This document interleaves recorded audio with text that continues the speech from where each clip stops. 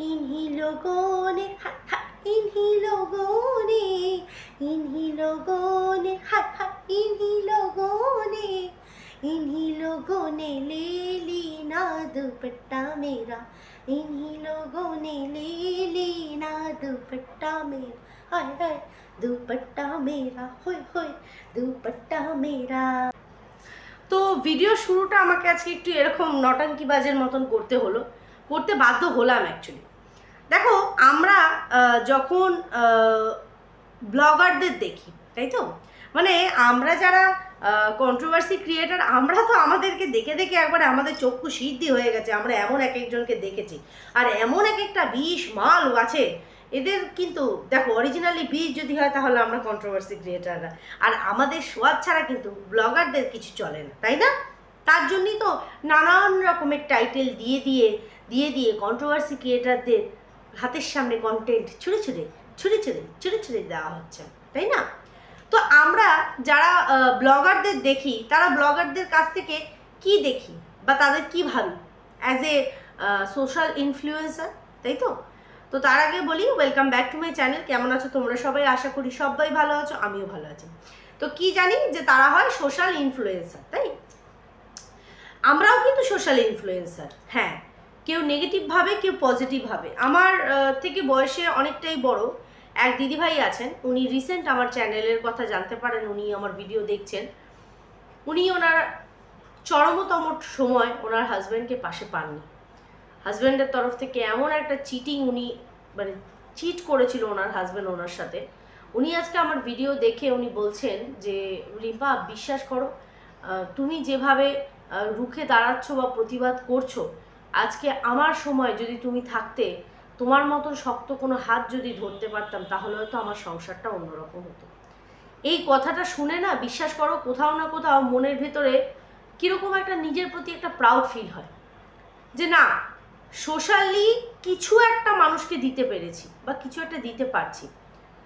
গালি গালাজ, নোংরামি, কারোর চরিত্র ধরে টানা, কারোর নাইটি ধরে টানা, কারোর শাড়ি ধরে টানা, সেটা অন্য লেভেলে চলে যায়, ঠিক আছে, অন্য লেভেলে চলে যায়। কিন্তু ভদ্র ভাষায় তুমি যদি কোনো কথাকে সুন্দরভাবে বোঝাও, মানুষ শুনতে বাধ্য, কারণ মানুষ ওই ভদ্রতাটা সুন্দরভাবে শোনে। আর তারপরেও যারা শোনে না, তাদেরকে মানুষের খাতাতেই ধরবে না, তারা আস্ত জানোয়ার, ঠিক আছে?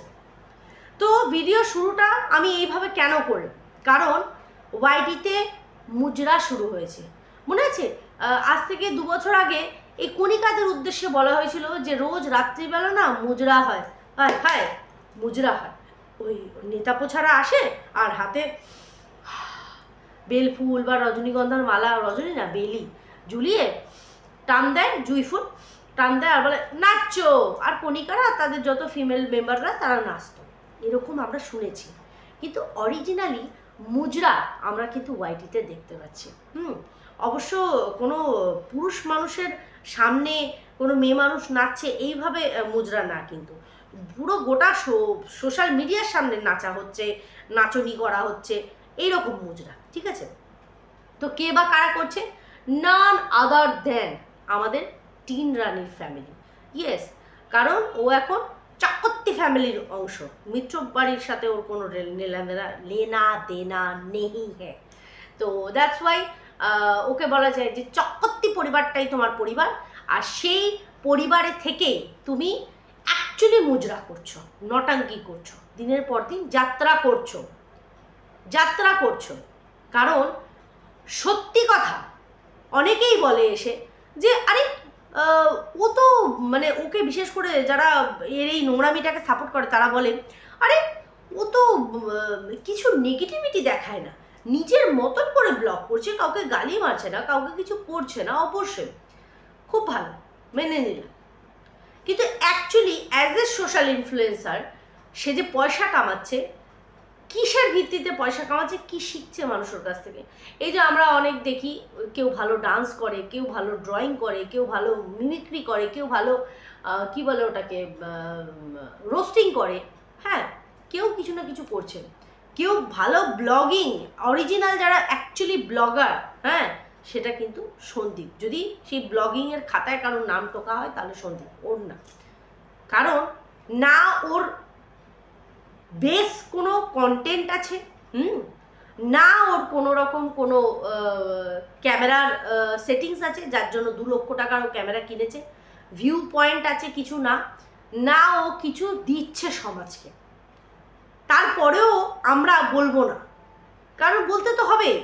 যে মেয়েটা নিজের নির্বুদ্ধিতার জন্য নিজের সংসার সন্তান সমস্তটা ছেড়ে বেরিয়ে চলে এসেছে, সমস্তটা ছেড়ে বেরিয়ে চলে এসেছে, আজকে তার পরিণতিটা দেখে হাসি পায়।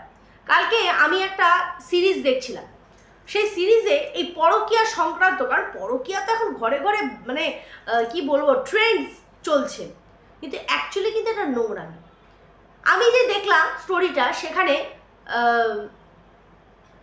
এক স্বামী এক স্ত্রী, স্বামী স্ত্রীর মধ্যে ফিজিক্যালি ইন্টিমেট হওয়া সমস্তটাই ঠিক আছে, বাট ওর ওয়াইফের মনে হতো আমার স্বামী আমাকে আরেকটু সময় দিতে পারে, যেটা দেয় না, কারণ সে সারাদিন কাজে ব্যস্ত থাকে, ঠিক আছে, দেয় না। এইটা একটা এই যে আমি কালকে শুনছিলাম যে স্বামী স্ত্রীর মধ্যে যদি সব ঠিক থাকে তাহলে তৃতীয় ব্যক্তি ঢুকতে পারে না, সব গন্ডগোল থাকলেই তৃতীয় ব্যক্তি ঢুকে। স্বভাবেও যায়, জানো তো, কেউ স্বভাবে যায়, কেউ অভাবে যায়, এটা কথাতেই আছে। আমি এগুলোকে বেসিক্যালি স্বভাব মনে করি।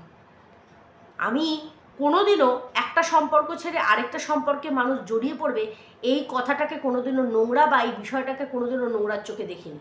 আমি নোংরা আমি সেটাকে দেখেছি, তুমি যখন তোমার স্বামীর সাথে সংসার করছো, তারপরে সেই সংসারটাকে রেখেও তুমি একটা নোংরার সাথে গিয়ে একটা নতুন সম্পর্ক গড়ছো, যেটা শুধুমাত্র ফিজিক্যালি।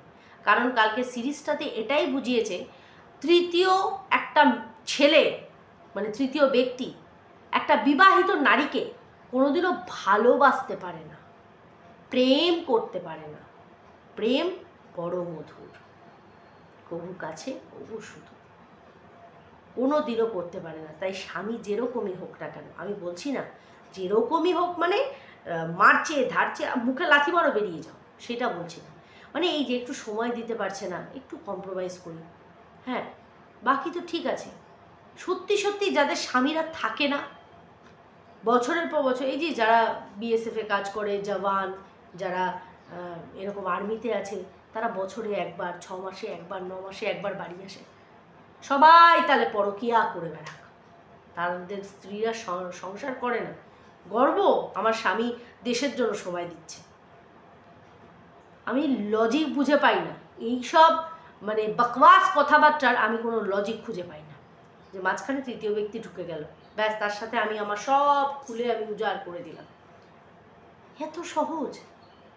আমার যতটুকু আমি আমার স্বামীকে উজাড় করে দিয়েছি, আমি আবার আরেকটা পুরুষের কাছে গিয়ে নাঙ্গা হব? ভগবান, আমি এই লজিকটাই মেনে নিতে পারি না, যার জন্য আজকে ও সংসার ছেড়ে বেরিয়ে গেছে। সেই কথাকে কটাক্ষ করে ওকে কথা শোনাবে না কেন মানুষ? কি দিচ্ছে ও সমাজকে? উপরন্ত একটা বাচ্চাকে ছেড়ে রেখেছে, একটা বেড়াল বাচ্চা, একটা ছোট্ট বেড়াল ছানাকে তার মা চোখের আড়াল করে না। আরও তোমরা লক্ষ্য করেছো, এই জবে থেকে আরেকটা ছানাকে শেয়ালে নিয়ে গেছে, তারপর থেকে এই ছানাটাকে কিন্তু ওর মা চোখের আড়াল করে না। একটা বেড়াল, একটা অবলা প্রাণী, সে পর্যন্ত নিজের সন্তানের মর্ম বোঝে, আর এ গাধি বোঝে না।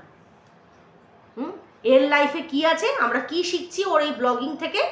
সকালে ওঠো 11টা 12টার সময়, কারণ রাত্রিবেলা 3টের সময় ও যে কি এডিট করে, কারণ ওর ভিডিওতে কি এডিটিং থাকে, ভিডিও হবে তাহলে তো এডিটিং, ওটা ভিডিও নাকি বাবা, এডিটিং করে রাত্রির 3টে বেজে যায়, সকালবেলা রোজ 11টায় ওঠে, 12টায় উঠে চা খায়, সেই থেকে যে খাওয়া শুরু হয়, খাওয়ার পর খাওয়া, আর তারপরে আমাদের লাইফা, হ্যাঁ ইনিলগন, আর হ্যাঁ বাহ বেশ ভালো হতো, বাহ খুব সুন্দর, বাহ বেশ ভালো হতো, বাহ খুব সুন্দর, বাবেশ ভালো হতো, খুব সুন্দর, বাহ বেশ ভালো হতো। দাদাকে औरत সাজিয়েছে, औरत। দেখো ছেলেরাও কিন্তু মেয়েদের পাট ঝিঙ্কু করে, সে অক্ষয় কুমার থেকে শুরু করে বাকি সমস্ত অ্যাক্টররা দারুণ করতে পারে। তখন মেয়েদের নাজাকাত ওদের মধ্যে দিয়ে ফুটে ওঠে। বাট যেটা লাইফাকে দিয়ে করানো হচ্ছিল না, ওটা হচ্ছিল সং সাজানো হচ্ছে। আর ও সং সাজতে বাধ্য, কারণ মাল্লু অল অ্যাবাউট দিস মানি। নাহলে বউ বসে বসে বরকে ওরকম মাথায় কোমর বন্ধনী আর নুপুর পরিয়ে দিন টাকা টাকা টাকা টাকা টাকা টাকা টাকা টাকা টাকা টাকা করাবে। তাই করাবে? শুধু বোন পয়সা ফেলছে, যে বোনকে ওই পা দিয়ে লাথি মেরে বাড়ি থেকে বার করেছিল সেই পায়ে ঘুঙরু পরে নাচ। এবার লাইফা তোকে নাচাচ্ছে তোর বোন, আর তুই নাচছিস। নাচবি তো, নাচতে বাধ্য, কারণ পুরুষ মানুষ হিসাবে তোর কোনো মুরদ নেই, দু করিকা মানে মুরদ নেই। আর তোর মুজরাওয়ালাও হয়েছিস তুই 2 টাকার মুজরাওয়ালা হয়েছিস, যাকে কিনা বোন এইরকম নাচাচ্ছে, পয়সা ফেলবো আর নাচবি। তুই নাচছিস, তোর নিজস্ব কোনো অকাত নেই। তোকে জামাই ষষ্ঠী করতে যেতে হয় মা বোনেদের কাছ থেকে টাকা চেয়ে, তারপরে বুঝতে পারছিস তো? তোদেরকে যারা সাপোর্ট করে তারা আবার সন্দীপের দিকে আঙ্গুল তোলে। বাবা সন্দীপ টিভি অর্ডার দিচ্ছ তোমার বউয়ের মুখ বেচে, তোমার বউয়ের মুখ বেচে তুমি টিভি অর্ডার দিচ্ছ? হ্যাঁ, টাইলসের জায়গায় মার্বেল বসে গেল। টাইলস, হ্যাঁ, কোমোটের পাশে বসিয়েছে, ওইটা তোর মুখ বেচে হয়েছে, বুঝেছিস তো? হ্যাঁ, তোর অকাদ ওই টাইলস অবধি, ও তো মার্বেল বসিয়ে দিয়েছে সেই লেভেলে।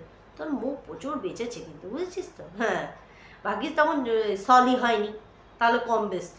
আবার পারিস না, দিন রাত্রির খাওয়া, নাথিং এলস, লাইফে কুছ নেই চাইয়ে, খালি খানা চাইয়ে। ভুক লাগিয়ে আমার খালি খিদে পায়, সারাদিন আমি খাবো। খাচ্ছে খা খা খা, হাগরে খা। তোর বাবা এই বৌদিকে বলেছিল যে হাগরের পরিবার, আমি তো দেখে তোদেরকে মনে হয় হাড় হাবাতে সব কটা। উফ, ঘরে বানানো আইসক্রিম, তারপরে আবার পেপসি, তারপরে আবার দুপুরে খাওয়া, তারপরে আবার রাত্রিবেলা ডিমের ঝোল।